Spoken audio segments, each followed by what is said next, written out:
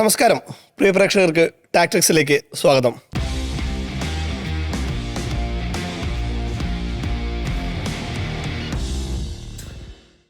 നമുക്കിപ്പം MSK ഹാരിസ് നെന്മാറ കഴിഞ്ഞ മത്സരത്തിലെ കാര്യം തന്നെയാണ് നമ്മൾ ചർച്ച ചെയ്യുന്നത്. 2 മത്സരങ്ങളുണ്ടായിരുന്നു. അതിൽ തന്നെ ഒരു ഗംഭീര വിജയവുമായി പഞ്ചാബ് 1ാം സ്ഥാനം അരക്കെട്ടുറപ്പിക്കുന്നൊരു മത്സരം. ഒപ്പം തന്നെ പതിവില്ലാതെ കൊൽക്കത്ത വിജയിക്കുന്നതും നമ്മൾ കണ്ടു. MSK പഞ്ചാബ് ഒരു കൂറ്റൻ ലക്ഷ്യം തന്നെയാണ് ലക്നൌവിനെ നേടിയത്. ഒരു അനായാസം തന്നെയായിരുന്നു അവരുടെ വിജയം. പഞ്ചാബ് ഈ ഒരു ടീം എന്നുള്ള നിലയിൽ ഈ IPL ഏറ്റവും മികച്ച ടീമാണ്. അതായത് അവർ സെറ്റായി നിൽക്കുന്ന ഒരു വിധമുണ്ട്. അതായത് എനിക്കൊന്ന് കടലാസിൽ ഈ IPL ഏറ്റവും മികച്ച ടീം എന്ന് പറയുന്നത് ഒരു പക്ഷേ മുംബൈ ഇന്ത്യൻസ് ആയിരിക്കും, ഹാരിസിന്റെ മുംബൈ ഇന്ത്യൻസ്. പക്ഷേ റിസൾട്ട് നോക്കുമ്പോൾ കടലാസിൽ അവർ മുന്നിലാണെങ്കിലും റിസൾട്ടിൽ ഗ്രൗണ്ടിൽ അത് എങ്ങനെ പ്രാവർത്തികമാക്കണം എന്ന രീതിയിൽ നോക്കും ശ്രേയസ് അയ്യർ നയിക്കുന്ന പഞ്ചാബ് ഒരു ജയൻ ടീമായിട്ട് ഇങ്ങനെ മാറി നിൽക്കുകയാണ്. ഓരോ മത്സരം കഴിയുമ്പോഴും അവരുടെ ഹൈപ്പ് ഇങ്ങനെ കൂടിക്കൂടി വരികയാണ്. അവരുടെ ഈ എന്താ പറയുക, ഇങ്ങനെ നമ്മൾ പെട്ടെന്ന് വലുതാവുന്ന ജയന്റായി മാറുന്ന ചില കാഴ്ചകളൊക്കെ ഉണ്ടല്ലോ. ഒരു സൈലന്റ് കില്ലേഴ്സായി തുടങ്ങി ഇപ്പോ എക്സ്പ്ലോഡഡ് ആയിട്ട് തന്നെ. അതെ. അവരുടെ ടീമിന്റെ ഒരു പ്രത്യേകത എന്നുള്ളത് അവരാരും കളിക്കും. അതായത് ഫസ്റ്റില് കഴിഞ്ഞ മത്സരത്തിൽ ശ്രേയസ് അയ്യർ 5 റൺസിന് പുറത്തായി. പക്ഷെ അപ്പോഴും അപ്പുറത്ത് പ്രിയാൻ ഷാരി ഫോം ആവുന്നു, കൊണോളി ഫോം ആവുന്നു. അവരുടെ കളിക്കാൻ ഇഷ്ടംപോലെ ആൾക്കാരുണ്ട്. ബാറ്റിങ്ങിൽ ഒരു എന്താ പറയാ, ടെൻഷനും ഇല്ലാതെ ബാറ്റ് ചെയ്യുന്ന ഒരു പിടി ബാറ്റേഴ്സ് അവർക്കുണ്ട്. പ്രിയാൻ ഷാരിയിൽ തുടങ്ങുന്നു ആ ഒരു ബാറ്റിംഗ് നിരയുടെ പ്രത്യേകത. ഇന്നലെ 40 പന്തിൻ്റെ ഉള്ളിലാണ് അദ്ദേഹം 90+ റൺസ് നേടിയിരിക്കുന്നത്. ഒരുപക്ഷെ അത് അദ്ദേഹം സെഞ്ചുറി നേടിയിരുന്നെങ്കിൽ തീർച്ചയായിട്ടും ഏറ്റവും വേഗതയേറിയ സെഞ്ചുറികളിൽ ഒന്നായിട്ട് അത് മാറിയാണ്. 9 സിക്സറുകളാണ് അദ്ദേഹം അടിച്ചിരിക്കുന്നത്. നമ്മൾ മുമ്പ് പറഞ്ഞിരുന്നു, നമുക്ക് കൂടുതൽ ലെഫ്റ്റ് ഹാൻഡഡ് ഓപ്പണേഴ്സിനെ നമുക്ക് ഈ IPL കാണുന്നു എന്ന് പറയുന്നതിൽ ഒരു നമ്പർ 3 പൊസിഷനിലെങ്കിലും ആദ്യം 3 പൊസിഷനിൽ തീർച്ചയായിട്ടും പ്രിയാൻ ഷാരിയെ നമ്മൾ എണ്ണേണ്ടിയിരിക്കുന്നു. വൈഭവ് സൂര്യവംശിയെ കുറിച്ചൊക്കെ നമ്മൾ പറയാറുണ്ട്, യശസ്വി ജയ്സ്വാളിനെ കുറിച്ച് പറയാറുണ്ട്. പക്ഷെ പലപ്പോഴും അത്ര ഹൈപ്പ് കിട്ടാത്ത അല്ലെങ്കിൽ വേണ്ടത്ര ശ്ലാഘിക്കപ്പെടാത്തൊരു താരമാണ് പ്രിയാൻ ഷാരി. അദ്ദേഹം ഇതേ അഗ്രസീവ് സ്റ്റൈലിലാണ് കളിക്കുന്നത്. അദ്ദേഹത്തിൻ്റെ ഷോട്ടുകൾ കഴിഞ്ഞ IPL നമ്മൾ കണ്ടിട്ടുണ്ട്. അദ്ദേഹത്തിൻ്റെ ഷോട്ടുകളും ഒരു പേടിയില്ലാതെ കളിച്ചുകൊണ്ടിരിക്കുന്ന ഒരു താരമായിട്ട് പ്രിയാൻ ഷാരി മാറിയിരിക്കുകയാണ്. പഞ്ചാബിനെ സംബന്ധിച്ചിടത്തോളം അവർക്ക് കിട്ടിയ ഒരു ഏറ്റവും വലിയൊരു മുതൽ തന്നെയാണ് ഈ പ്രിയാൻ ഷാരിയ. ഈ മത്സരത്തിലേക്ക് വരുമ്പോൾ ഋഷഭ് പന്തിന്റെ ക്യാപ്റ്റൻസിയുടെ വലിയ ചില തീരുമാന പ്രശ്നങ്ങളൊക്കെ നമ്മൾ ഈ മത്സരത്തിൽ കാണാനുണ്ടായി. കൂപ്പർ കൊണോലി 4 റൺസുള്ള സമയത്ത് മോസിൻ ഖാന്റെ പന്തിൽ LB ആയിരുന്നു ഔട്ടായിരുന്നത്. അപ്പം അവരുടെ കയ്യിൽ റിവ്യൂ ബാക്കിയുള്ള സമയത്ത് കൂപ്പർ കൊണോലിയെ പോലെ ആദ്യ മത്സരത്തിലൊക്കെ വിജയിപ്പിച്ച ഒരു താരം അവിടെ ഉണ്ടായിരുന്ന സമയത്ത് ഒരു അർദ്ധാവസരമാണെങ്കിലും കൈ ഇങ്ങനെ കൊടുക്കുന്നതിന് എന്തിനാണ്, ഒരു DRS കൊടുക്കുന്നതിന് എന്തിനാണ് ഇത്ര മോസിൻ ഖാൻ വീണ്ടും പറയുന്നുണ്ട്. എല്ലാവരും പറയുന്നുണ്ട്. പിന്നെ ഒരു കീപ്പർ ഡിസിഷൻ, 2 പേര്, അതായത് ബോൾ ചെയ്ത ബോളറാണ് ആ വ്യൂ കറക്റ്റ് ആയിട്ട് കാണുക. വിക്കറ്റ് കീപ്പറേക്കാൾ ഒരു എഡ്ജ് ഉള്ളത് ആ ബോളറുടെ കോൺഫിഡൻസ് ആണ്. മോസിൻ ഖാൻ ആ കോൺഫിഡൻസ് ഉണ്ടായിരുന്നു. അത് ഔട്ടാണെന്നുള്ളൊരു കൃത്യമായിട്ടുള്ള അല്ലെങ്കിൽ പോലും ഔട്ടാണെന്നുള്ളൊരു തോന്നൽ അദ്ദേഹത്തിന് ഉണ്ടായിരുന്നു. അപ്പോൾ ഒരു ബോളർ അത് പറയുമ്പോൾ ഒരു ക്യാപ്റ്റൻ എന്താണ് ചെയ്യേണ്ടത്? ബോളർ സപ്പോർട്ട് ചെയ്യണം തീർച്ചയായിട്ടും. അപ്പം മാത്രമല്ല റിവ്യൂസാ ബാക്കിയുള്ള റിവ്യൂസ് ഇല്ലാത്തൊരു ഘട്ടമൊന്നുമല്ലല്ലോ. തുടക്കത്തിലേ ഉള്ള മത്സരമാണ്. അദ്ദേഹം അതിനുശേഷം 183 റൺസാണ് ഈ പാർട്ണർഷിപ്പ് ഉണ്ടായിരിക്കുന്നത്. അതായത് 4 റൺസ് ഉള്ള സമയത്ത് ഔട്ടായൊരു ആളെ റിവ്യൂവിന് കൊടുക്കാതെ അദ്ദേഹത്തിന് ലൈഫ് അങ്ങോട്ട് കൊടുക്കുന്ന ഒരു പ്രവണത എന്ന് പറയുമ്പോൾ തീർച്ചയായിട്ടും ഋഷഭ് പന്ത് അദ്ദേഹം കുറച്ചുകൂടി ഒരു ബോളറെ വിശ്വസിക്കണം. മാത്രമല്ല തീരുമാനങ്ങൾ എടുക്കുന്നതിൽ കുറച്ചുകൂടി കൃത്യമായിരിക്കണം എന്നുള്ളതാണ് ഈ റിവ്യൂ, അതായത് ലൈഫ് ഒരാൾക്ക് അങ്ങോട്ട് കൊടുത്തത് കൊണ്ട് നമുക്ക് മനസ്സിലായിരിക്കുന്നത്. അവരുടെ മറ്റൊരു ഏറ്റവും പ്രധാനപ്പെട്ട ഒരു പോയിന്റ്, ഇത്രയും വലിയൊരു സ്കോർ ചേസിങ്ങിന് ഇറക്കിയപ്പോൾ അവർ ഓപ്പണറായി ഇറക്കിയിരിക്കുന്നത് ആയുഷ് ബദോനിയാണ്. ഈ തീരുമാനത്തെ എന്ത് പറഞ്ഞാണ് ന്യായീകരിക്കുക? കാരണം ആയുഷ് ബദോനി ഒരു ഓപ്പണറേ അല്ല. വർഷങ്ങളായിട്ട് IPL നമ്മൾ കാണുന്നുണ്ട്, മധ്യനിരയിൽ ഇറങ്ങുന്ന ഒരു ബാറ്ററാണ്, ഇമ്പാക്ട് സബായിട്ട് ഇറങ്ങുന്ന ഒരു ബാറ്ററാണ്. അങ്ങനെയുള്ളൊരു ബാറ്റർ കഴിഞ്ഞ മത്സരത്തിലൊക്കെ 30 പന്തിൽ 50 റൺസൊക്കെ എടുത്തു എന്നതിൻ്റെ പേരിൽ ഇനിയിപ്പോൾ ഋഷഭ് പന്തിന് ഓപ്പണറായി ഇറങ്ങിയാലും നമുക്ക് കുറ്റം പറയാൻ കഴിയില്ല. കാരണം ഋഷഭ് പന്ത് അതിലും നല്ല രീതിയിൽ അഗ്രസീവായിട്ട് കളിക്കുന്ന ഒരു താരമാണ്. പക്ഷേ അവിടെ എയ്ഡൻ മാർക്രമും അതുപോലെ മിച്ചൽ മാർഷും ലോക ക്രിക്കറ്റിലെ ഏറ്റവും മികച്ച ഓപ്പണേഴ്സിൽ 2 പേരാണ് അവർ. മിച്ചൽ മാർഷ് ഓസ്ട്രേലിയക്ക് വേണ്ടി ഇന്റർനാഷണൽ ലെവലിൽ അവർ ഓപ്പണേഴ്സായി തിളങ്ങുന്ന ആൾക്കാരാണ്. ആ ഒരു സമയത്താണ് ആ ജോഡിയെ പൊളിച്ചുകൊണ്ട് ഋഷഭ് പന്ത് ആദ്യ മത്സരത്തിലും ഇതേപോലെ സ്വയം ഓപ്പണറായി ഇറങ്ങിക്കൊണ്ട് ഒരുപാട് വിമർശനങ്ങൾ നേരിട്ടിട്ടുണ്ട്. അതേ ഋഷഭ് പന്ത് ഈ മത്സരത്തിൽ 250 റൺസിന് മുകളിൽ ചേസ് ചെയ്യാൻ ഇറങ്ങിയ സമയത്തിൽ ആയുഷ് ബദാനിയെ പോലുള്ള ഒരാളെ ഓപ്പണറായി മിച്ചൽ മാർഷിനൊപ്പം ഇറക്കുന്നു എന്ന് പറയുന്നത് അവിടെ തന്നെ അവരുടെ തോൽവിയുടെ ഒരു കാരണങ്ങളിൽ ഒന്ന് അവിടെ കൃത്യമായിട്ട് വരികയാണ്. അതിനുശേഷം മാർക്കം അവസാനം ഇറങ്ങി കളിക്കുന്നുണ്ട്, പിന്നെ ഹിറ്റ് ചെയ്യുന്നു. അപ്പോഴേക്ക് സമയം സമയം അതിക്രമിച്ചൊരു സമയം. പക്ഷേ പിന്നെ മധ്യനിരയിൽ ഒരാൾ കഴിഞ്ഞ കുറച്ച് മത്സരങ്ങൾ നന്നായി കളിച്ചു എന്നതിന്റെ പുറത്ത് പിന്നെ പെട്ടെന്ന് ഓപ്പണറായി ഇറക്കുന്നു. എന്തൊക്കെ ഡിസിഷൻസ് ആണ്? സഞ്ജീവ് ഗോയങ്ക ഇതിലൊന്നും ഇടപെടുന്നില്ലേ എന്നുള്ളതാണ് എൻ്റെ ഏറ്റവും പ്രധാനപ്പെട്ട ചോദ്യം. കാരണം ഇങ്ങനെയുള്ള കാര്യങ്ങളിലൊക്കെ സഞ്ജീവ് ഗോയങ്ക കുറച്ചുകൂടി അഗ്രസീവായിട്ട് ഇടപെടുകയും KL രാഹുലുമായിട്ട് ഷണ്ട കൂടുകയൊക്കെ ചെയ്യുന്നത് നമ്മൾ ഗ്രൗണ്ടിൽ കണ്ടിട്ടുണ്ട്. പിന്നെ അവരെ സംബന്ധിച്ചിടത്തോളം ഏറ്റവും വലിയ ഫ്ലോപ്പ് നിക്കോളാസ് പൂരനാണ്. നിക്കോളാസ് പൂരൻ എന്ന് പറയുമ്പോൾ പിന്നെ ലോക ക്രിക്കറ്റിലെ പിന്നെ വൻ ഹിറ്റേഴ്സിൽ ഒരാളാണ്. നമുക്കറിയാം ഒരു 2 സീസൺ മുമ്പ് നിക്കോളാസ് പിന്നെ കൃത്യമായിട്ടും ഈ IPL ഇതിഹാസങ്ങൾ രചിച്ചപ്പോൾ അദ്ദേഹം അടിക്കുന്നതൊക്കെ 6 ആണ്. ഒരു 60 റൺസ് അദ്ദേഹം എടുക്കുകയാണെങ്കിൽ അതിനകത്ത് പോലും ഒരു 8 സിക്സെങ്കിലും ഉണ്ടാകും എന്ന ലെവലിൽ അദ്ദേഹം സിക്സറുകൾ അടിച്ചു കൂട്ടിയിരുന്ന ഒരു സമയം ഉണ്ടായിരുന്നു. ലീഗുകൾക്ക് വേണ്ടി ജീവിതം അതെ, ഫ്രാഞ്ചൈസി ലീഗുകൾക്ക് ഇന്റർനാഷണൽ കരിയർ ഒഴിവാക്കി ഫ്രാഞ്ചൈസി ലീഗുകൾക്ക് വേണ്ടി ഇന്റർനാഷണൽ കരിയർ ഒക്കെ മാറ്റിവെച്ച് ഇനി എന്റെ ജീവിതം ഫ്രാഞ്ചൈസി ക്രിക്കറ്റിൽ ഞാൻ IPL കളിക്കും, ബിഗ് ബാഷിൽ കളിക്കും, മറ്റ് ലീഗുകൾ കളിക്കും, ആ ഒരു ലൈനിൽ വന്നുകൊണ്ട് ഞാൻ ലോകത്തിലെ ഏറ്റവും മികച്ച ഹിറ്ററാണ് എന്ന രീതിയിൽ തന്നെ വന്നുകൊണ്ട് മറ്റു ഇതൊക്കെ മാറ്റി വെച്ചുകൊണ്ട് രാജ്യസ്നേഹം പോലും ഇല്ലാതെ അദ്ദേഹം IPL വേണ്ടി മാത്രം ജീവിതം ഒഴിഞ്ഞു വെച്ചു. പക്ഷെ എന്താ സംഭവിച്ചുകൊണ്ടിരിക്കുന്നത്? ഒരു മത്സരത്തിൽ പോലും അദ്ദേഹം ഫോമില്ല. കാരണം അത്രയും പിന്നെ ഇദ്ദേഹത്തെ വിശ്വസിച്ചുകൊണ്ടാണ് ഈ ടീമിന്റെ മധ്യനിര കൃത്യമായിട്ടും പോകുന്നത്. നിക്കോളാസ് പൂരന്റെ ആ ഒരു ചരിത്രമൊക്കെ, പക്ഷേ അദ്ദേഹത്തിന്റെ ഫോമിന്റെ 7 അയലത്ത് പോലും അദ്ദേഹം ഇപ്പോൾ ഇല്ല എന്നുള്ളതാണ് LSCയെ സംബന്ധിച്ചിടത്തോളം അവരെ പിന്നോട്ടടിക്കുന്ന ഏറ്റവും പ്രധാനപ്പെട്ട ഒരു ഘടകം. പിന്നെ ഋഷഭ് പന്തിന്റെ ക്യാപ്റ്റൻസി മൊത്തത്തിൽ നോക്കുമ്പോൾ പഞ്ചാബിനെ തോൽപ്പിക്കാൻ ഒരു ടീമുണ്ടെങ്കിൽ, പഞ്ചാബിന് ഏതെങ്കിലും ഒരു ടീമിനെ തോൽപ്പിക്കാൻ കഴിയുമെങ്കിൽ ഒരുപക്ഷെ അവരായിരിക്കും കപ്പടിക്കുക. പഞ്ചാബ് ഇപ്പോൾ കപ്പടിക്കാൻ ഏറ്റവും മുന്നിൽ നിൽക്കുന്ന ഒരു ടീമാണ്. RCB വരുന്നുണ്ട് നമുക്ക് കാണാം ഇന്നലത്തെ മത്സരത്തിൽ. അതായത് ക്യാപ്റ്റൻസിയുടെ കൃത്യം 2 തലങ്ങൾ കാണിച്ചെന്ന മത്സരമായിരുന്നു. അപ്പോൾ ഒരു ഭാഗത്ത് പഞ്ചാബിനെ ശ്രേയസ് എങ്ങനെയാണ് നയിക്കുന്നതെന്ന് കൃത്യമായിട്ട് നമ്മൾ കാണുന്നുണ്ട്. മറുവശത്ത് സ്വന്തം ടീമിലെ ഒരു പ്ലെയറെ പോലും വിശ്വാസത്തിൽ എടുക്കാതെ ഋഷഭ് പന്ത് ആ രീതിയിൽ കൊണ്ടുപോകുന്നു. ഇപ്പോൾ ഇന്നലത്തെ മത്സരത്തിന് ശേഷം കുപ്ര കോഹ്ലി പറയുന്നുണ്ട്, ഇപ്പോൾ ശ്രേയസ് ഗ്രേറ്റ് ക്യാപ്റ്റൻ എന്നുള്ള വാക്ക് തന്നെയാണ് അദ്ദേഹം ഉപയോഗിക്കുന്നത്. അദ്ദേഹം ഒരു ഗ്രേറ്റ് ക്യാപ്റ്റനാണ്. അദ്ദേഹം പ്ലെയേഴ്സിന് കൊടുക്കുന്ന കോൺഫിഡൻസ് വലുതാണ്, നമ്മളെ വിശ്വാസത്തിലെടുക്കുന്ന രീതി വലുതാണ്. അത് ഓഫ് ദ ഫീൽഡ് ആയിക്കോട്ടെ ഓൺ ദ ഫീൽഡ് ആയിക്കോട്ടെ, ആ രീതിയിലാണ് കുപ്ര കോഹ്ലി പറഞ്ഞു വെക്കുന്നത്. ഇപ്പോൾ ഇന്നലത്തെ മത്സരത്തിൽ തന്നെ ശശാങ്ക് ഒരുപാട് ക്യാച്ചുകൾ വിടുന്നുണ്ട്. ക്യാച്ച് വിടുന്നപ്പോൾ അവസാന ഓവറിൽ ബാറ്റ് അടിച്ച് ബോൾ മേലേക്ക് പോകുമ്പോൾ കമന്ററി ബോക്സിൽ ഹർഷ ബോഗ്ലെ പറയുന്നുണ്ട് അത് ശശാങ്കിന്റെ അടുത്തേക്ക് ആവരുത് എന്ന് പോലും പറയുന്ന രീതിയിൽ രീതിയിൽ കമന്റേറ്റർമാർ ഉൾപ്പെടെ ട്രോളുന്നുണ്ട്. പക്ഷെ എല്ലാം കഴിഞ്ഞ് മത്സരമൊക്കെ കഴിഞ്ഞ് വളരെ ചിരിച്ചുകൊണ്ടാണ്. ഒന്ന്, വലിയൊരു സ്കോറുണ്ട്, നല്ലൊരു വിജയമാണ്, 50-ന് മുകളിലൊരു വിജയം ഉള്ളത് കൊണ്ടുകൂടിയാണ്. പക്ഷെ എന്നാൽ പോലും ഭയങ്കര കൂളായിട്ട്, ഇപ്പം നമ്മൾ ഈ നമ്മുടെ നാട്ടിലെ കണ്ടങ്ങളിയിലൊക്കെ കളിച്ച് കഴിഞ്ഞിട്ട് എതിർ ടീമിൽ നമ്മുടെ ടീമിൽ തന്നെ ഒരാൾ ക്യാച്ച് വിട്ട് കഴിഞ്ഞാൽ നമ്മൾ ചിരിച്ച് കളിയാക്കുമല്ലോ, ആ രീതിയിലാണ് ശ്രേയസ് അത് എടുക്കുന്നത് എന്നുള്ളതാണ്. അദ്ദേഹത്തെ വളരെ ഓക്കെ ആക്കുന്നു, ഗംഭീരമായിട്ട് വിടുന്നു എന്നുള്ള രീതിയിൽ. അപ്പോൾ അത്തരത്തിൽ ടീമിനെ പ്രോത്സാഹിപ്പിക്കുന്ന താരങ്ങളെ എല്ലാവരെയും കൊണ്ടുപോകുന്ന ഒരു ക്യാപ്റ്റനാണ് ശ്രേയസ്. അപ്പോൾ ഒരു ക്യാപ്റ്റൻസിയുടെ 2 വേരിയേഷൻ കൂടി കണ്ടൊരു മത്സരം തന്നെയായിരുന്നു അല്ലേ? തീർച്ചയായും. പിന്നെ അതിൽ തന്നെ തുടങ്ങാം. ഇപ്പോൾ ശ്രേയസ് അയ്യരുടെ ക്യാപ്റ്റൻസിയുമായി ബന്ധപ്പെട്ട് നമ്മൾ ഇപ്പോൾ ഇന്ത്യയുടെ വൈറ്റ് ബോൾ ക്രിക്കറ്റിൽ ഇന്ത്യയുടെ നെക്സ്റ്റ് ക്യാപ്റ്റൻ ഒന്നുമല്ല, അദ്ദേഹം എപ്പോഴും ക്യാപ്റ്റൻ ആവേണ്ട ഒരു മനുഷ്യനാണ്. ഒന്ന്, അദ്ദേഹത്തിൻ്റെ ഫോമിൽ തന്നെ കളിയെ ബാധിക്കാറുള്ളത്. അപ്പോൾ ഉദാഹരണത്തിന് ശുഭ്മാൻ ഗിൽ വൺഡേയുടെ ക്യാപ്റ്റൻസി ഏറ്റെടുത്തതിന് ശേഷം അദ്ദേഹത്തിൻ്റെ പ്രകടനങ്ങൾ നമ്മൾ എടുത്തു നോക്കിയാൽ മതി. എന്ന് പറഞ്ഞാൽ സമ്മർദ്ദം അദ്ദേഹത്തിന് കൃത്യമായി പിന്നെ തലയിലുണ്ട് എന്ന് നമുക്ക് വ്യക്തമാവും. പക്ഷേ ക്യാപ്റ്റൻസി IPL ക്യാപ്റ്റൻസി ഉള്ള സീസണുകളിലൊക്കെ ശ്രേയസ് അയ്യർ ടീമിന് വേണ്ടിയിട്ട് അതാണ് മുന്നിൽ നിന്ന് നയിക്കുക എന്ന് പറയുമല്ലോ. ഇപ്പോൾ പഞ്ചാബിനെ കുറിച്ച് പറയുന്ന സമയത്ത് അവർ കുറച്ച് കാലമായിട്ട് റെഡ് ഹോട്ട് ഫോമിലാണ്. ഇപ്പോൾ ഞാൻ കുറച്ച് കണക്കുകൾ ഇങ്ങനെ എടുത്ത് നോക്കിയ സമയത്ത് IPL ഹിസ്റ്ററിയിൽ ഏറ്റവും കൂടുതൽ 200+ സ്കോറുകളുള്ള 2ാമത്തെ ടീമാണ് പഞ്ചാബ്. അതേസമയം T20 ക്രിക്കറ്റിൻ്റെ ചരിത്രത്തിൽ തന്നെ ഏറ്റവും കൂടുതൽ 200+ സ്കോർ ചേസ് ചെയ്തിട്ടുള്ള ടീം കൂടിയാണ് പഞ്ചാബ് എന്നുള്ളതാണ്. എന്ന് പറഞ്ഞാൽ T20 ക്രിക്കറ്റിൻ്റെ ചരിത്രത്തിൽ ഏറ്റവും വലിയ റൺ ചേസ് നടന്നത് പിന്നെ 2024 മറ്റുമാണ്. ആ സീസണിൽ അവർ പ്ലേ ഓഫിൽ പോലും കടന്നിട്ടില്ല. അന്ന് 262 ബെയർസ്റ്റോന്റെ ഒരു സെഞ്ചുറിയൊക്കെ ആയിട്ട് ആ റെക്കോർഡ് ഇതുവരെ T20 ക്രിക്കറ്റ് ഹിസ്റ്ററിയിൽ ആർക്കും മറികടക്കാൻ കഴിഞ്ഞിട്ടില്ല എന്നുള്ളതാണ്.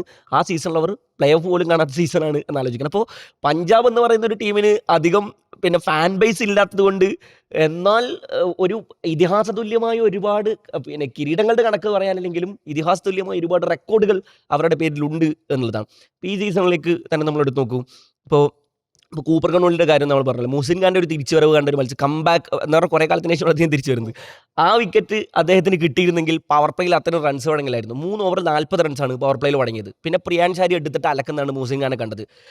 ഓഫ് സ്പിന്നർമാരെ ലെഫ്റ്റുകൾക്കെതിരെ ഉപയോഗിക്കുന്നത് കഴിഞ്ഞ ലോകകപ്പിൽ ഭയങ്കരമായി കണ്ടതാണല്ലോ നമ്മൾ. ഇതിങ്ങനെ ഇന്ത്യൻ ലെഫ്റ്റ് ഹാൻഡേഴ്സിനെ ഭയങ്കരമായി നമ്മൾ കണ്ടതാണല്ലോ. ഇന്നലത്തെ മത്സരത്തിൽ പിന്നെ ഈ മാർക്രമിന് ഓരോ ഓവറിൽ ഈ 5 6 ആണ് ആലോചിക്കണം. അപ്പോൾ ഇതൊക്കെ കഴിഞ്ഞ ദിവസം നമ്മൾ പ്രിയാൻ ഷാരി ഇന്ത്യൻ ടീമിലേക്ക് ഭയങ്കരമായിട്ട് ഇപ്പോൾ അവകാശവാദം ഉന്നയിക്കുന്ന ഒരു സമയമാണുള്ളത്. അപ്പോൾ അവകാശവാദം ഉന്നയിക്കുന്ന മനുഷ്യരൊക്കെ ലെഫ്റ്റീസാണ്. അപ്പോൾ എങ്ങനെ 2 ലെഫ്റ്റീസിനെ നമ്മൾ ഓപ്പൺ സ്ലോട്ടിൽ കൊണ്ടുവരും എന്നൊക്കെ പറയുന്ന സമയത്ത് ഒരു ഓഫ് സ്പിന്നർ അടിച്ച് പരത്തിയിട്ടാണ്. പിന്നെ അപ്പോൾ ഇന്നലത്തെ മറ്റൊരു മത്സരത്തിൽ, രാജസ്ഥാൻ മത്സരത്തിലും ഇതേ ഒരു സാധനം നമ്മൾ കണ്ടിരുന്നു. എന്ന് പറഞ്ഞാൽ പിന്നെ ജഡേജ അപ്പുറത്തുണ്ട്. അപ്പോൾ റിങ്കു സിംഗ് ലെഫ്റ്റ് ആയതുകൊണ്ട് ജഡേജയിൽ വിശ്വാസം അർപ്പിക്കാതെ നേരെ റിയാൻ പരാഗ് എടുത്ത് ബോളറിയാണ്. ജഡേജയ്ക്ക് 2 ഓവർ ബാക്കി, 2 വിക്കറ്റും ഉണ്ട്. അപ്പോ ഈ ഓഫ് സ്പിന്നർമാരെ ലെഫ്റ്റീസിനെതിരെ ഏതൊക്കെയോ മത്സരങ്ങളിൽ വിജയിച്ചു. അപ്പൊ പിന്നെ എന്താ ഇതൊരു അപ്പോൾ അങ്ങനെ കുറെ സംഗതികൾ. ഇപ്പൊ ഇന്നലത്തെ മത്സരത്തിൽ ഇവരൊരു 14 ഓവർ കഴിയുമ്പോഴേക്കും 185 റൺസ് ഒക്കെ കിടക്കുന്നുണ്ട് പഞ്ചാബ്. അപ്പോൾ 14 ഓവർ 185 കടന്നു കഴിഞ്ഞാൽ ഡെത്ത് ഓവറുകളിൽ കുറച്ചുകൂടി പിന്നെ സ്ട്രൈക്ക് ഉയർത്തിയാൽ ഒരു 300-ലേക്കൊക്കെ 300+ സ്കോർ നമ്മൾ ഇപ്പോൾ നടക്കും എന്ന് പറഞ്ഞുകൊണ്ടിരിക്കുന്ന സമയത്ത് സൺറൈസേഴ്സ് ഹൈദരാബാദ് ഫോം ഔട്ടായി നിൽക്കുന്ന സമയത്താണല്ലോ അത്. ഇപ്പോൾ പഞ്ചാബിൽ നമുക്കിത് പ്രതീക്ഷിക്കാം എന്ന് പറയുന്ന സമയത്താണ് പ്രിൻസ് യാദവ് എന്ന് പറയുന്ന ബോളർ ലക്നൌവിന് വേണ്ടിയിട്ട് ഇന്നലെ നന്നായി പന്തെറിയുന്നുണ്ട്. എല്ലാ ബോളർമാരും അവർക്ക് 10 മുകളിൽ എക്കോണമിയിൽ പന്തെറിഞ്ഞപ്പോൾ പ്രിൻസ് യാദവിന്റെ എക്കോണമി 20 മറ്റോ ഉണ്ട്, അല്ലെ 6 എക്കോണമി, 25 റൺസാണ് ആകെ വഴങ്ങിയിട്ടുള്ളത് എന്നുള്ളതാണ്. സോ അദ്ദേഹമൊക്കെ അവസാന ഓവറുകളിൽ പിടിച്ചെറിഞ്ഞുകൊണ്ട് മാത്രമാണ്. പിന്നെയും ശശാങ്ക് സിംഗും പിന്നെ മറ്റാരോ കൂടി വന്നിട്ടാണ് ആ സ്കോർ, സ്റ്റോയിനിസും കൂടെ വന്നിട്ടാണ് ആ സ്കോർ 250-ലേക്ക് എത്തിക്കുന്നത്. പക്ഷേ ലക്നൗ പോലൊരു ടീമിൽ നിന്ന് അവരെല്ലാവരും അടിക്കാൻ ശ്രമിക്കുന്നുണ്ട്, പക്ഷേ പഞ്ചാബിനെതിരെ ഇത് കഴിയില്ല എന്നുള്ളതാണ്. അതുകൊണ്ടാണ് ശശാങ്ക് സിംഗ് ക്യാച്ച് വിട്ടപ്പോഴും അധികം ഒന്നും പറയാതിരുന്നത് എന്ന് പറയേണ്ടി വരും. പക്ഷേ പോണ്ടിങ്ങോട് ഭയങ്കര ഹീറ്റ് ആയിരുന്നു. ആണ് എന്താ കാണിക്കുന്ന 6 നിങ്ങൾ നോക്കി വെക്കാണ് ഏതൊരു ഓവറിൽ. അപ്പോൾ സ്വാഭാവികമായിട്ടും പോണ്ടിങ് ഹീറ്റ് ആവുമല്ലോ. കളി ജയിച്ചത് കൊണ്ടാവണം ശ്രേയസ് അങ്ങനെ. ശ്രേയസിന്റെ സ്വഭാവം വെച്ചിട്ടാണെങ്കിൽ കളി ജയിച്ചിട്ടില്ലായിരുന്നെങ്കിൽ ശരിക്കും ശശാങ്ക് കൊള്ളണ്ട. ശശാങ്ക് ശരിക്കും പിന്നെ നിസ്സഹായനായിരുന്നു. ചില ദിവസങ്ങളിൽ ഫീൽഡർമാർക്ക് അങ്ങ് പിടിച്ചു പോകുമല്ലോ. പുള്ളി തന്നെ പറയുന്നുണ്ട് സോറി എനിക്ക് തോന്നുന്നത് അതെ ലൈറ്റിന്റെ പ്രശ്നം കൊണ്ടല്ല, പുള്ളി ഫെയ്ഡ് ഔട്ട് ആയി, എവിടെയൊക്കെ ഫെയ്ഡ് ഔട്ട് ആയിട്ടുണ്ട്. ഹർഷ്ദീപ് സിംഗിനോട് പുള്ളി സോറി ഒക്കെ പറയുന്നുണ്ട്. അതെ. മറ്റൊന്ന് പ്രിയാൻ ഷാരിയുടെ നമ്മൾ എടുത്തു പറഞ്ഞാൽ മതിയാവും. ഇന്ത്യൻ ടീമിലേക്കൊക്കെ ഇപ്പോൾ പ്രതിഭാധാരാളിത്തമാണല്ലോ നമ്മുടെ പ്രശ്നം. ഇപ്പോൾ HSC ജയ്സാൾ പുറത്തിരിക്കുന്ന ഒരു ടീമാണ് നമ്മുടെ ടീം. പക്ഷേ പ്രിയാൻ ഷാരിയുടെ റെക്കോർഡുകൾ എടുത്ത് നോക്കൂ.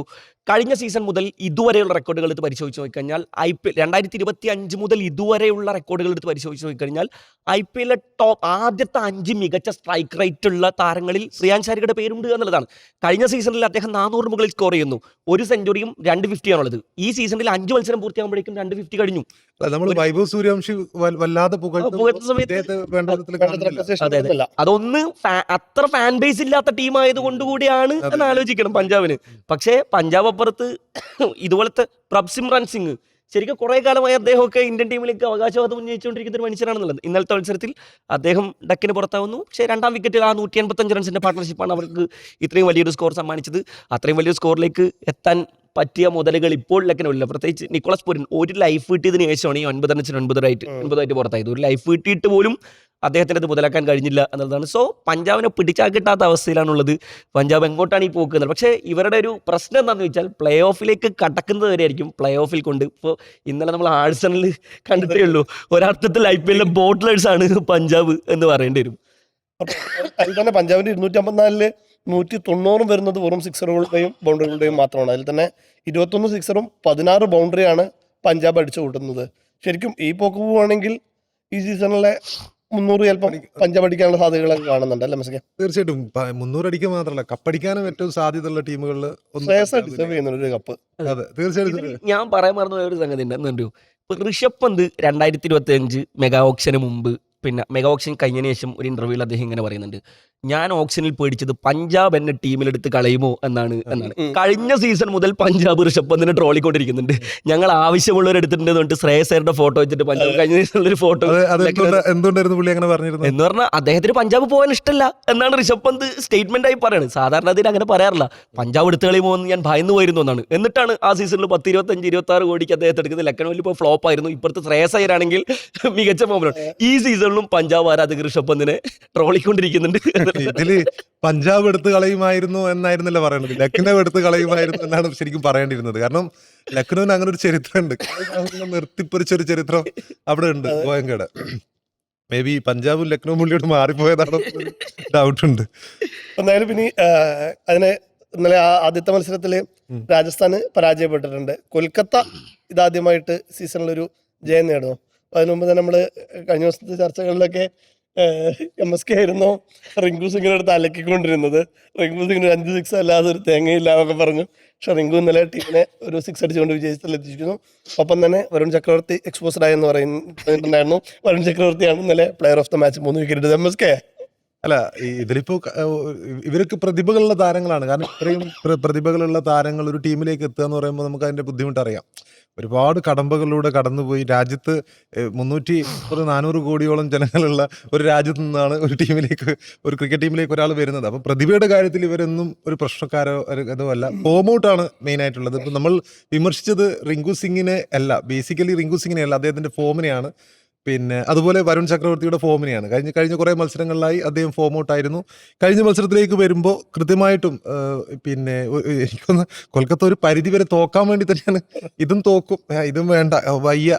പിന്നെ പഴയ ചില അമ്മാവന്മാരൊക്കെ ഉണ്ട്, രാവിലെ പിന്നെ എണീറ്റ് പിന്നെ കുളിച്ച് ആ സിനിമയില്ലേ ചെമ്പിൽ അശോകന്റെ ഒരു സീൻ ഉണ്ടല്ലോ, അപ്പൊ അതേപോലെ നേരെ ചെന്ന് കിടന്ന് അതേപോലെ തന്നെയാണ്. ജയിക്കാൻ ഒരു താല്പര്യം ഇല്ലാത്തൊരു മൂഡ് തന്നെയാണ് കൊൽക്കത്ത കളിച്ചത്. അവിടെ റിങ്കു സിംഗിന്റെ അവസാന നിമിഷം അദ്ദേഹം പ്രതിഭക്കൊത്ത് കളിച്ചു. അദ്ദേഹം ആ രീതിയിൽ തന്നെ ജയിപ്പിക്കണം എന്നുള്ള ഒരു മെന്റാലിറ്റിയോട് കൂടി കളിച്ചു. മാത്രമല്ല ഈ കൊൽക്കത്ത അജിങ്ക്യ രഹാനെ ഡെക്കിന് പുറത്താകുന്നു, സീഫർട്ട് ഡെക്കിന് പുറത്താകുന്നു, പിന്നെ ഫസ്റ്റ് ബോളിലാണ് പുറത്താകുന്നു. മൊത്തത്തില് ഈ റിങ്കു സിംഗിന്റെ ഇന്നിങ്സ് ഇല്ലായിരുന്നെങ്കിൽ അതും ഇവര് ആകെ 160 റൺസേ ഉള്ളൂ. അതുപോലും ചേസ് ചെയ്യാൻ ഏതാണ്ട് 20ാമത്തെ ഓവറിലേക്ക് എത്തിച്ചു എന്നുള്ളതാണ് ഏറ്റവും പ്രധാനപ്പെട്ട കാര്യം. പിന്നെ ഈ മത്സരത്തിൽ ഞാൻ ശ്രദ്ധിച്ചൊരു കാര്യം സുനിൽ നാരായണന്റെ ബോളിംഗ് ആണ്. സുനിൽ നാരായണന്റെ ബോളിങ്ങില് നമ്മൾ വൈഭവ് സൂര്യവംശിയെ കുറിച്ച് പറയും. അതായത് പിന്നെ ബുംറയെ ഒരു ഓവറിൽ അത്രയും അഗ്രസീവായിട്ട് കളിച്ചു, ഫസ്റ്റ് 2 6 ഒക്കെ അടിച്ചു. അങ്ങനെയൊക്കെ എല്ലാ ബോളും അടിക്കാൻ നിൽക്കുന്ന 15 പന്തിൽ ഈ IPL തന്നെ അദ്ദേഹം 2 50 നേടിയിട്ടുണ്ട്. പക്ഷെ ഇന്നലെ സുനിൽ നാരായൺ വൈഭവ് സൂര്യവംശിയെ പൂട്ടിയിട്ടൊരു ഓവർ ഉണ്ടായിരുന്നു. അത് തീർച്ചയായും എടുത്തു പറയേണ്ട ഒരു ഓവറാണ്. അതായത് ഒരു 6 അടിച്ചു, പിന്നെ 5 പന്തുകളും ഡോട്ട് എറിഞ്ഞുകൊണ്ട് പിന്നെ സുനിൽ നാരായൺ അദ്ദേഹത്തിന്റെ എക്സ്പീരിയൻസ് മൊത്തം കാണിച്ചിട്ടുള്ള ഒരു ഓവർ. പക്ഷെ എല്ലാവരും ആഘോഷിക്കുന്നുണ്ടോ സുനിൽ നാരായണ 2ാം പന്തിൽ തന്നെ വൈഭവ് 6 വായിച്ചതിനാണ് മൊത്തത്തിൽ സോഷ്യൽ. പക്ഷെ ആ പന്തിൽ ആ ഓവറിൽ 6 റൺസ് മാത്രമേ പോയിട്ടുള്ളൂ, 5 പന്തുകൾ ഡോട്ടായിരുന്നു. അപ്പോൾ അത് സുനിൽ നാരായൺ ഈ സൂപ്പർ ഓവറിൽ മേടിനെറിഞ്ഞൊരു ബോളറാണ്. അങ്ങനെ ഒരു ചരിത്രം അദ്ദേഹത്തിനുണ്ട്. അപ്പം അദ്ദേഹത്തിന്റെ പിന്നെ കൊൽക്കത്തയെ സംബന്ധിച്ചിടത്തോളം വർഷങ്ങളായി കൊൽക്കത്തയ്ക്ക് ഒപ്പം കളിക്കുന്ന ഒരു താരമാണ്. ഇടക്കാലത്ത് അദ്ദേഹം വിക്കറ്റുകൾ കിട്ടുന്നത് കുറഞ്ഞതോടെ സ്പിന്നേഴ്സിൽ ഇത്രയും നാള് എക്സ്പോസ്ഡ് ആവാതെ പിടിച്ചു നിന്ന ഏക ഒരു കാലത്ത് സ്പിന്നർ പ്ലസ് ഇദ്ദേഹം വിക്കറ്റ് ടേക്കിംഗ് ബോളർ കൂടിയായിരുന്നു. പക്ഷെ കഴിഞ്ഞ ഒരു 3-4 സീസണുകളിലായി അദ്ദേഹം വലിയ എക്കണോമി കാത്തു സൂക്ഷിക്കുന്നുണ്ട്, വിക്കറ്റുകൾ അധികം ലഭിക്കുന്നില്ല എന്നുള്ളതാണ് അദ്ദേഹത്തെ സംബന്ധിച്ചിടത്തോളം വലിയൊരു പിന്നെ വിമർശനമായിട്ട് കാണാറുള്ളത്. പക്ഷെ ഇന്നലെ സൂര്യവംശിയെ പിന്നെ കുടുക്കിയ ആ ഒരു ഓവർ തീർച്ചയായിട്ടും എടുത്തു പറയേണ്ട ഒരു ഓവറാണ്. പിന്നെ ഇതേപോലെ തന്നെ രാജസ്ഥാന് ജയിക്കാൻ പറ്റുന്ന ഒരു അവസരം തീർച്ചയായും ഉണ്ടായിരുന്നു. പക്ഷെ ഈ കൊൽക്കത്ത റിങ്കു സിംഗ് എന്നുള്ള ഒറ്റ മനുഷ്യൻ കൊണ്ട് മാത്രമാണ് ജയിച്ചത്. അപ്പോൾ അതിൽ തന്നെ ഇപ്പോൾ ഈ കൊൽക്കത്തയ്ക്ക് പോസിറ്റീവായ കുറച്ചധികം കാര്യങ്ങളുണ്ട്. ഇപ്പോൾ കാർത്തിക് ത്യാഗിയുടെ പെർഫോമൻസ്, സുനിൽ നാരായൺ തിളങ്ങുന്നു, ഗ്രീന് കഴിഞ്ഞ മത്സരത്തിൽ 50 അടിച്ച് ഈ മത്സരത്തിലേക്ക് വരുമ്പോഴും നല്ല സ്ട്രൈക്ക് റേറ്റോടുകൂടി ഒരു 10-27 റൺസ് അടിച്ചിട്ടുണ്ട്. അപ്പോൾ അത്തരത്തിൽ റിങ്കു ഫോമിലേക്ക് എത്തുന്നു. കൊൽക്കത്ത ഒരു ഇനി പ്ലേ ഓഫ് സാധ്യത ഇനിയിപ്പോൾ ബാക്കിയുള്ള 7 മത്സരങ്ങളും ജയിക്കണം. എന്നാൽ പോലും അവരൊരു ട്രാക്കിലേക്കായി എന്നുള്ളതിന്റെ ഒരു സൂചന കാണുന്നുണ്ടോ? അങ്ങനെ പറയാൻ പറ്റില്ല എന്നാണ് ഞാൻ വിലയിരുത്തുന്നത്. അതെന്താണെന്നറിയോ, റിങ്കു സിംഗ് ഇന്നലെ പിന്നെ 10ൽ താഴെ റണ്ണിൽ നിൽക്കുന്ന സമയത്ത് പിന്നെ ബർഗർ ഒരു സിമ്പിൾ ക്യാച്ച് വിട്ട് കളയുന്ന റിങ്കു സിംഗിന്റെ ഈ കളി ശരിക്ക് പിന്നെ ഒരു 15 ഓവർ പിന്നിടുന്നത് വരെ, ഒരു 14 ഓവർ പിന്നിടുന്നത് വരെയും പിന്നെ രാജസ്ഥാന്റെ കയ്യിലുണ്ടായിരുന്നു. 6 ഓവറിൽ 69 റൺസോ മറ്റോ മതിയായിരുന്നു ഇവർക്ക് ജയിക്കാൻ. എന്നിട്ടും ഈ റിയാൻ പരാഗ് ബോളേഴ്സിനെ യൂസ് ചെയ്യുന്നതിൽ സംഭവിച്ച ബ്ലണ്ടറുകളായിരിക്കണം ഈ കളി തോൽക്കാനുള്ള കാരണം എന്നുള്ളത്. റിങ്കു സിംഗിന് ഒരു ഓവറിൽ ജഡേജ എറിയുന്ന സമയത്തും റിങ്കു സിംഗ് സ്ട്രഗിൾ ചെയ്യുന്നുണ്ട്. ഈ റിങ്കു സിംഗ് 14 ബോളിൽ 10 ബോളിൽ 14 അങ്ങനെ ബോൾ പെർ റൺസ് നോക്കുന്ന സമയത്ത് തുടക്കത്തിൽ സ്ട്രഗിൾ ചെയ്തിട്ട് തന്നെയാണ് തുടങ്ങിയത്. പിന്നെ അദ്ദേഹം ഗിയർ ഷിഫ്റ്റ് ചെയ്യുന്നത് ആ ജയിക്കാൻ പോകുന്ന ഒരു ഘട്ടത്തിലാണ്. രാജസ്ഥാനെ കുറിച്ച് പറയുന്ന സമയത്ത് അവർ പിന്നെ പവർ പ്ലേയിൽ ഒരു സ്ലോവർ സർഫേസ് ആയിരുന്നു അത്, എന്നിട്ടും പവർ പ്ലേയിൽ അവർ 60 മുകളിൽ റൺ സ്കോർ ചെയ്യുന്നുണ്ട്. ഒരു 80-1 എന്ന നിലയിലായിരുന്നു അവരുണ്ടായിരുന്നത്. അതായത് വിക്കറ്റുകളൊന്നും നഷ്ടപ്പെടാതെ. പക്ഷേ മിഡിൽ ഓവറുകളിൽ ആ വരുൺ ചക്രവർത്തിയും സുനിൽ നാരായണനും കൂടെ വന്നിട്ട് 8 ഓവറിൽ 40 റൺസാണ് ആകെ വിട്ട് നൽകിയത്. ആ ഓവറുകളിൽ 5 വിക്കറ്റ്. വരുൺ ചക്രവർത്തി പിന്നെ നമ്മൾ ഇന്ത്യൻ ടീമിന്റെ വലിയ പ്രതീക്ഷ. മിഡിൽ ഓവറുകളിൽ എപ്പോഴും ഇന്ത്യക്ക് പിന്നെ കുറേ കാലമായിട്ട് ഇന്ത്യയുടെ വിശ്വസനായിട്ട് ബോളറായിരുന്നു. പക്ഷേ അദ്ദേഹം കുറച്ചുകൂടി T20 ലോകകപ്പിൽ പിന്നെ നിറമങ്ങിപ്പോയെങ്കിലും അദ്ദേഹത്തിൻ്റെ ഒരു തിരിച്ചുവരവ് നമ്മളൊക്കെ പ്രതീക്ഷിച്ചിരുന്നതാണ്. അപ്പോൾ നിങ്ങളൊക്കെ എന്നെ പരിഹസിച്ചുകൊണ്ടിരുന്നത് വരുൺ ചക്രവർത്തി ഒരു വീഡിയോ ഞാൻ ചെയ്തതിനു ശേഷം പിന്നെ വരുൺ ചക്രവർത്തി തിരിച്ചെത്തിയിട്ടില്ല എന്നുള്ളത്. പക്ഷേ വരുൺ ചക്രവർത്തി പക്ഷേ കുറേ കാലം പിന്നെ T20 പിന്നെ റാങ്കിങ്ങിൽ 1-ാം സ്ഥാനത്ത് നിൽക്കുന്ന നമുക്ക് പ്രതീക്ഷയോടെ കാണാൻ കഴിയുന്ന ഒരുപാട് വേരിയേഷൻസ് ഉള്ള ഒരു മനുഷ്യൻ അദ്ദേഹം തിരിച്ചെത്തണം എന്ന് തന്നെയായിരുന്നു നമ്മുടെ ആഗ്രഹം. അത് രാജസ്ഥാനെ പോലെ ഒരു ടീമിനെതിരായി എന്നുള്ളത് തന്നെയാണ് നമ്മളെ സംബന്ധിച്ച് വലിയ പോസിറ്റീവുകളിലൊന്ന്. കഴിഞ്ഞ മത്സരങ്ങളും ചില മത്സരങ്ങളിലും അദ്ദേഹം ഫോമിലേക്ക് മടങ്ങി വരുന്നതിൻ്റെ സൂചനകളൊക്കെ നൽകിയിരുന്നു എന്നുള്ളതാണ്. ഇന്നലത്തെ മത്സരത്തിലേക്ക് വരുന്ന സമയത്ത് രാജസ്ഥാന്റെ മിഡിൽ ഓവർ മുതൽ അങ്ങോട്ട് റിയാൻ പരാഗിന്റെ ഫോം കൂടെ പരിഗണിക്കണം. റിയാൻ പരാഗിന്റെ ക്യാപ്റ്റൻസി മാത്രമല്ല, റിയാൻ പരാഗിന്റെ ഫോം കൂടി ചർച്ചയാവണം. 6 മത്സരങ്ങളിൽ നിന്ന് 61 റൺസാണ്. ഈ വൈഭവ് സൂര്യവംശിയും ജയ്സ്വാൾ അടിച്ചെടുക്കുന്നതിന്റെ ക്രെഡിറ്റാണ് ശരിക്കും റിയാൻ പരാഗ് അപ്പുറത്ത് അടിച്ചെടുത്തിട്ടുള്ളത്. ചുറയിൽ പിന്നെയും ഒരു ഫോമിലാണെന്ന് പറഞ്ഞാൽ പോലും പിന്നെ ബാക്കിയുള്ള താരങ്ങൾ ഈ ടോപ്പ് ഓർഡറിൽ ഈ 2-3-4 താരങ്ങൾ കഴിഞ്ഞ പിന്നെ രാജസ്ഥാൻ, പക്ഷേ അവർ മതി എന്നുള്ളതാണ്. വൈഭവും ജയ്സ്വാളും എന്ന് ഫോം ഔട്ട് ആവുന്നു രാജസ്ഥാൻ അന്ന് എക്സ്പോസർ ആവും. ഇപ്പോൾ റിയാൻ പരാഗ് ഡഗൌട്ടിലിരുന്നിട്ട് ജയിക്കുന്ന കളികളിലൊക്കെ ഭയങ്കര ആവേശം കാണിക്കുന്നതൊക്കെ നമ്മൾ കാണുന്നുണ്ട്. പക്ഷേ റിയാൻ പരാഗ് വൻ ഫ്ലോപ്പാണ്. 2024 നമ്മൾ അദ്ദേഹത്തിൻ്റെ ഒരു പീക്ക് സീസണൊക്കെ കണ്ടത്. നല്ല ഫോമിൽ കളിച്ചുകൊണ്ടിരുന്ന 500 മുകളിൽ റൺ സ്കോർ ചെയ്ത ഒരു സീസണൊക്കെ കണ്ടത്. കഴിഞ്ഞ സീസണിൽ അദ്ദേഹം പ്രതീക്ഷിക്കാത്ത പ്രകടനം ഉണ്ടായിരുന്നില്ല. ഈ സീസണിലും റിയാൻ പരാഗ് ക്യാപ്റ്റൻസിയുടെ ഭാരം കൊണ്ടാണോ എന്നൊന്നും അറിയില്ല, ഈ സീസണിൽ അദ്ദേഹം ഫ്ലോപ്പാണ്. 6 മത്സരങ്ങളിൽ 61 റൺസാണ്. അതായത് ജയ്സ്വാളും വൈഭവും എപ്പോഴും നല്ല തുടക്കം നൽകിക്കൊണ്ടിരിക്കുന്നുണ്ട് ഈ ടീമിന്. പക്ഷേ ഒന്ന് ധ്രുവ് ജുറേൽ പോയി കഴിഞ്ഞാൽ, ധ്രുവ് ജുറേൽ ഇന്നലെ വളരെ കുറഞ്ഞ റൺസിനാണ് പുറത്താവുന്നത്. പിന്നെ പടപടാന്ന് വിക്കറ്റുകൾ പോകുന്നു. ആ മിഡിൽ ഓവറുകളിൽ പിന്നെ അവരുടെ മൊമെൻ്റ് നഷ്ടപ്പെട്ടതോടുകൂടി ഡെത്ത് ഓവറിൽ അവർക്ക് നഷ്ടമാവുന്നു എന്നുള്ളത്. അപ്പോൾ കാർത്തിക് ത്യാഗിയുടെ ബോളിംഗ് പ്രകടനം എടുത്ത് പറഞ്ഞാൽ മതിയാവും. അദ്ദേഹത്തിൻ്റെ കരിയർ ബെസ്റ്റ് പ്രകടനമാണ്. Varun Chakravarthy man of the match ആയിരുന്നെങ്കിൽ പോലും കരിയർ ബെസ്റ്റ് പ്രകടനമാണ്. ഒരു ഓവറിൽ 3 വിക്കറ്റാണ് കാർത്തിക് ത്യാഗി ഇന്നലെ എടുക്കുന്നത് എന്നുള്ളതാണ് അദ്ദേഹത്തിൻ്റെ കരിയർ ബെസ്റ്റ് പ്രകടനമായി തന്നെ എടുത്ത്. ഇപ്പം കൊൽക്കത്ത തോറ്റുകൊണ്ടിരിക്കുന്ന സമയത്തും കാർത്തിക് ത്യാഗി പല മത്സരങ്ങളിലും ഡെലിവറി ചെയ്യുന്നുണ്ട്. MSK പിന്നെ കഴിഞ്ഞ ഏതോ ഒരു ചർച്ചയിൽ പറയുന്നത് കേട്ടിട്ടുണ്ട്. അദ്ദേഹം പല മത്സരങ്ങളിലും അതുപോലെ ഡെലിവറി ചെയ്തുകൊണ്ടിരിക്കുന്നുണ്ട്. കാമറൂൺ ഗ്രീനിനെ സ്ലോവർ സർഫേസ് ആയിട്ട് പോലും കാമറൂൺ ഗ്രീനിൻ്റെ ഒരു ഓവറിൽ 22 റൺസാണ് ഇന്നലെ വൈഭവും ജയ്സ്വാളും കൂടെ അടിച്ചത്. എന്നിട്ടാണ് അവർ പവർ പ്ലേയിൽ 60 മുകളിലേക്ക് സ്കോർ ചെയ്യുന്നത്. അപ്പോൾ സ്ലോവർ സർഫേസിലും ഇവരുടെ ഓപ്പണിംഗ് ജോഡി നന്നായി കളിച്ചിട്ട് പോലും കളി കൈവിട്ട് കളയുന്നതിൽ റിയാൻ പരാഗ് ബർഗറിന് 2 ഓവറാണ് നിലവ് കൊടുത്തത്. എന്നിട്ട് അവസാന ഓവർ എറിയാൻ വേണ്ടിയിട്ട് പിന്നെ അവസാന ഓവറിൽ 9 റൺസോ അത് പിടിച്ചെറിയാൻ കഴിയുന്ന ഓവറായിരുന്നു. എന്നിട്ടും അവസാന ഓവറിൽ 2 6 ഒരു 4 പിന്നെ ഒരു 6 ഒരു 4 അടിച്ചിട്ടാണ് റിങ്കു സിംഗ് കളി ജയിപ്പിക്കുന്നത്. വേറെ ബോളിംഗ് ഓപ്ഷൻസ് കുറേ ഉണ്ടായിട്ട് പോലും അത്രയും 2 ഓവർ എന്നിട്ട് 8 റൺസ് മാത്രം പിന്നെ വിട്ട് നൽകിയ രവീന്ദ്ര ജഡേജ. ഇപ്പോൾ അശ്വിനൊക്കെ പറയുന്നുണ്ട് പുവർ ക്യാപ്റ്റൻസി എന്ന് ഇന്നലത്തെ മത്സരത്തിന് ശേഷം പറയുന്നുണ്ട്. എന്ന് പറഞ്ഞാൽ പിന്നെ രവീന്ദ്ര ജഡേജ ഓഫ് സ്പിന്നർ ആയിരിക്കില്ല, എന്നാൽ 2 ലെഫ്റ്റ് ഹാൻഡർമാരാണ് എന്നിരിക്കെ രവി ബിഷ്ണോയിയെ പോലും നിങ്ങൾ വിശ്വസിക്കുന്നു, നിങ്ങൾ സ്വയം വിശ്വസിക്കുന്നു. റിയാൻ പരാഗ് അത്ര വലിയ ബോളറൊന്നും അല്ലല്ലോ.